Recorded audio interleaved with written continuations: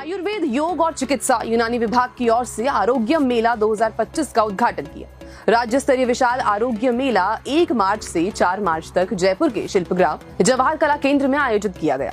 इस दौरान आयुर्वेद, योग और अन्य प्राकृतिक चिकित्सा पद्धतियों पर विशेषज्ञ चर्चा करेंगे। मेले के उद्घाटन सत्र में जयपुर सांसद मंजू शर्मा, उप मुख्यमंत्री प्रेमचंद बैरवा, मालवीय नगर विधायक कालीचरण सराफ और जयपुर नगर निगम ग्रेटर महापौर सौम्या गुर्जर शामिल थे। उनके साथ ही कई चिकित्सा विशेषज्ञों और संस्थानों के प्रतिनिधि भी मौजूद रहे।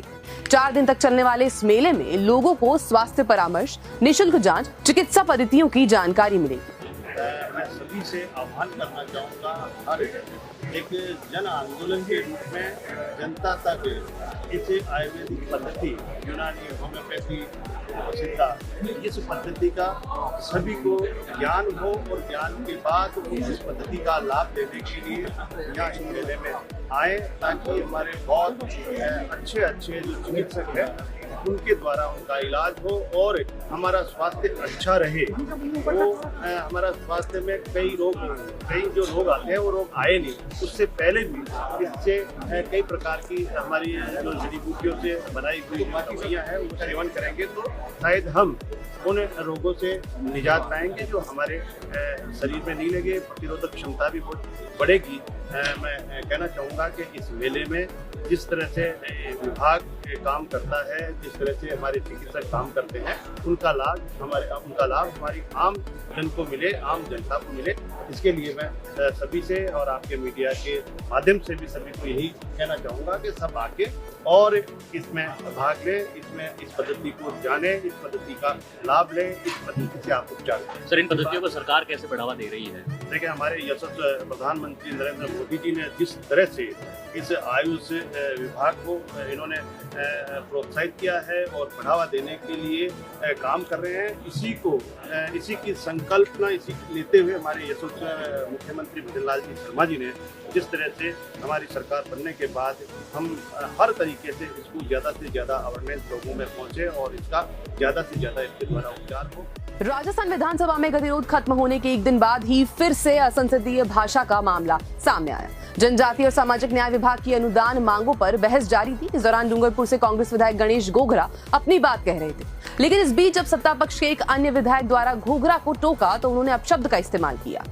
मां ने बात मत करे, तो फिर मेरा जूता बात करेगा। बेटा बीच में डिस्टर्ब मत करे। माननीय सभापति महोदय, आपका संरक्षण चाहिए मुझे, आपका संरक्षण चाहिए मुझे। पक्षपात नहीं करें आप। हमारे जो बोल रहे हैं वहां से भटकाए नहीं। माननीय अपनी वार्ता जारी रखे आप। माननीय सभापति महोदय। वहीं कांग्रेस विधायक गणेश घोघरा के आपत्तिजनक शब्दों को लेकर नेता प्रतिपक्ष टीकाराम जूली ने भी अपनी प्रतिक्रिया दी है। उन्होंने कहा कि सदन की गरिमा बनाए रखना सभी विधायकों की जिम्मेदारी है और इस तरह की भाषा न तो कांग्रेस की संस्कृति है और न ही सदन की परंपरा। टीकाराम जूली ने स्पष्ट किया कि जब ये बयान दिया गया तब वे सदन में मौजूद नहीं थे, क्योंकि लंच के जिस समय ये घटना हुई उस समय मैं सदन के अंदर मौजूद नहीं था। मेरे पीछे से ये बात हुई और अभी मुझे इस घटना का पता चला है।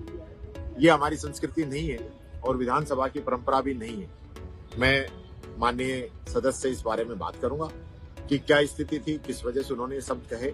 ये शब्द मैं समझता हूँ हमारे कतई हमारी पार्टी ने समर्थन करती है, मैं समर्थन करता हूँ और इसको हम दुरुस्त कराएंगे और इसको कार्रवाई से भी डिलीट करेंगे। सर, अपने विधायक दल की बैठक में भी विधायक दल की बैठक अभी लेंगे, क्योंकि जिस प्रकार का गतिरोध जो हुआ है वो एक अच्छा संकेत नहीं है। गतिरोध भले ही टूट गया हो, लेकिन मैं समझता हूँ अभी मन धीरे धीरे साफ होंगे। मन साफ नहीं है। मन जब तक साफ नहीं होंगे, जब तक ऐसी स्थिति फिर बन सकती है।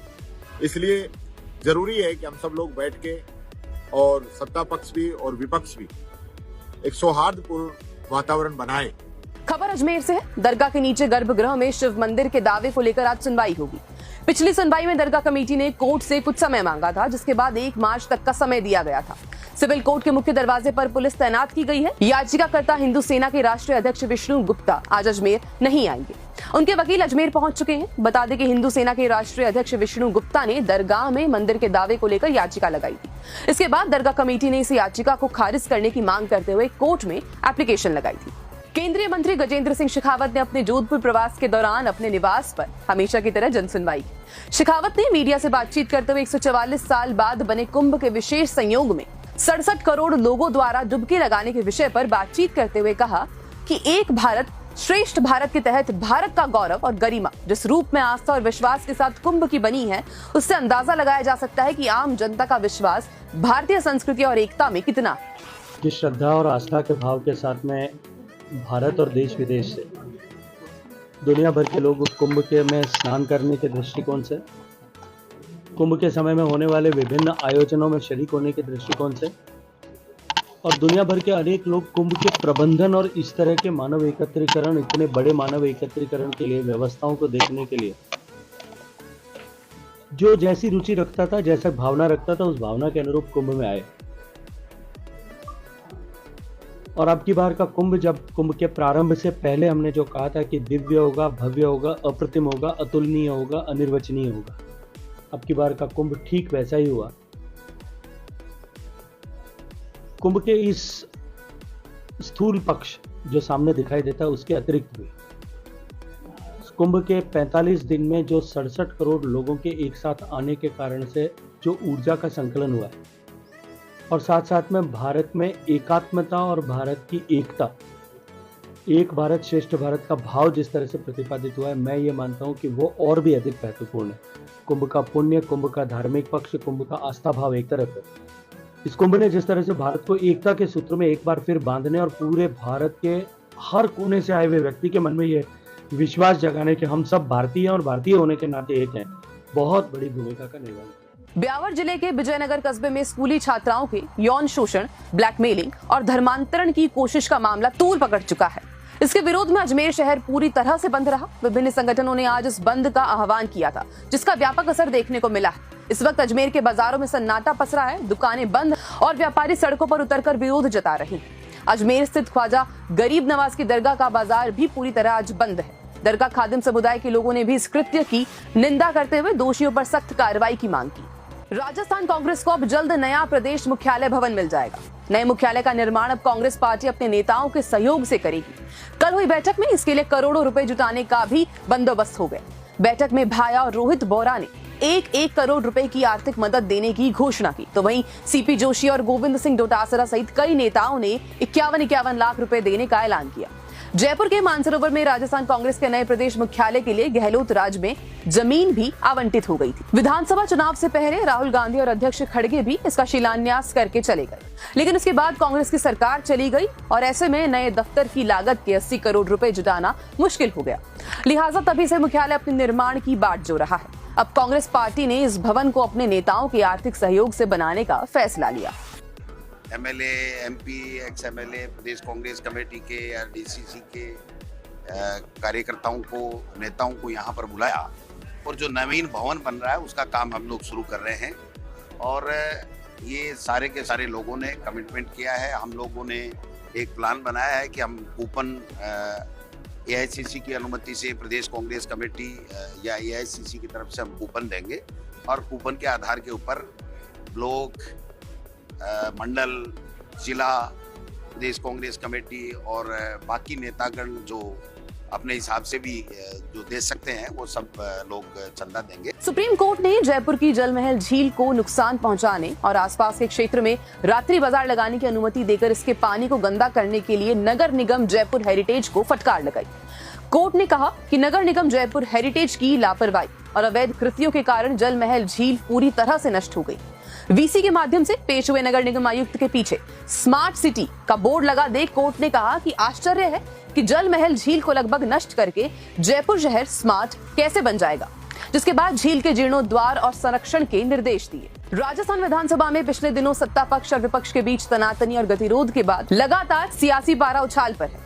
इसी बीच जोधपुर में राष्ट्रीय लोकतांत्रिक पार्टी प्रमुख और नागौर सांसद हनुमान बेनीवाल ने चौंकाने वाला बयान दिया। बेनीवाल ने कहा कि जनता कांग्रेस और बीजेपी दोनों से उब चुकी है। बेनीवाल ने 2028 में तीसरे मोर्चे की सरकार बनने का दावा भी किया। ये विधानसभा का जो अब का कार्यकाल है, ये आज तक का सबसे गिरा हुआ विधानसभा का कार्यकाल होगा 5 साल, क्योंकि न तो सत्ता पक्ष के अंदर दमदार लोग है, न कोई अच्छे वक्ता है, और विपक्ष के अंदर जो लोग लीड कर रहे हैं ऐसे नजर आ रहे जैसे कार्टूनिस्ट होता है ना, कार्टून कार्टून हो गया। आपके कार्टूनिस्ट तो कार्टून बनाता है, लेकिन ये कार्टून है। ज्यादातर लोग जो हाउस के अंदर जिस तरह की हरकतें करते हैं, सुबह कुछ, दोपहर को कुछ और शाम को कुछ, तो राजस्थान की जनता ये नजारा देख रही है। निश्चित रूप से कांग्रेस बीजेपी से राजस्थान की जनता उब चुकी है। राजस्थान सरकार जल्द ही सरकारी और निजी स्कूलों में शिक्षकों के लिए ड्रेस कोड लागू करने की तैयारी कर रही है। शिक्षा विभाग उन राज्यों का अध्ययन कर रहा है जहां पहले से ये नियम लागू है। महाराष्ट्र और असम के बाद राजस्थान तीसरा राज्य होगा जहां शिक्षकों के लिए ड्रेस कोड लागू किया जाएगा। राजस्थान के शिक्षा मंत्री मदन दिलावर ने अक्टूबर 2023 में एक कार्यक्रम के दौरान कहा था कि कई शिक्षक शिक्षिकाएं ऐसे कपड़े पहनते हैं जो अनुचित होते हैं और बच्चों पर इसका गलत प्रभाव डलता है। इस बयान के बाद से ही कयास लगाए जाने लगे कि प्रदेश में शिक्षकों के लिए एकीकृत ड्रेस कोड लागू किया जा सकता है। रीट पात्रता परीक्षा 2024 शांतिपूर्ण संपन्न परीक्षा हुई। आज की पारी भी समाप्त हुई। 3 पारियों में परीक्षा का सफल आयोजन हुआ। प्रशासन ने भी राहत की सांस ली। राजस्थान अध्यापक पात्रता परीक्षा रीट 2024 को लेकर जिला प्रशासन मुस्तैद है। आज दूसरे दिन भी प्रशासनिक अधिकारियों की टीम पूरी तरह अलर्ट रही। 24 से अधिक राजस्थान प्रशासनिक सेवा एवं समकक्ष अधिकारियों को जिम्मेदारी दी गई। 233 परीक्षा केंद्रों पर 11,500 से अधिक सरकारी शिक्षकों की ड्यूटी लगाई गई। हारे का सहारा बाबा श्याम का 12 दिवसीय लक्खी मेला अपने परवान पर है। इसी के साथ श्रद्धालुओं की कतार के साथ चारों ओर लखदातार की जय जयकार गूंज उठी। पहले दिन ही हजारों श्रद्धालुओं ने मंदिर में शीश नवाकर बाबा को अपनी फरियाद सुनाई। अब शाम सरकार एकादशी तक लगातार 2 से 71 घंटे भक्तों की फरियाद सुनेंगे। मेला क्षेत्र की निगरानी 6 ड्रोन और 400 से अधिक सीसीटीवी कैमरों से की जा रही है। संपूर्ण मेला क्षेत्र को 9 सेक्टर में सुरक्षा के लिहाज से पुलिस ने 22 सेक्टरों में विभाजित किया है। मेले में इस बार देश विदेश से 50 लाख से अधिक श्रद्धालुओं के आने की संभावना है। खबर मौसम से जुड़ी है। राजस्थान में पश्चिमी विक्षोभ के असर से बीकानेर और चूरू में बारिश के साथ ओले गिरे। चूरू जिले में शाम करीब 4 बजे तेज बारिश के साथ अचानक ओले गिरना शुरू हो गए। रतनगढ़ तहसील के कांकड़ गांव में ओलावृष्टि हुई। चूरू में कई इलाकों में बर्फ की सफेद चादर बिछ गई। बीकानेर में आंधी के साथ बारिश हुई और लूणकरणसर में ओले गिरे। बीकानेर में ओलावृष्टि के कारण खेतों में खड़ी फसल नीचे गिर गई। श्रीगंगानगर और जैसलमेर जिले के कई इलाकों में भी बारिश हुई। तो वहीं जयपुर सहित प्रदेश के अधिकतर जिलों में 2 दिन से बादल छाए हुए हैं और ठंडी हवा के कारण दिन के तापमान में भी 1-2 डिग्री की गिरावट हुई।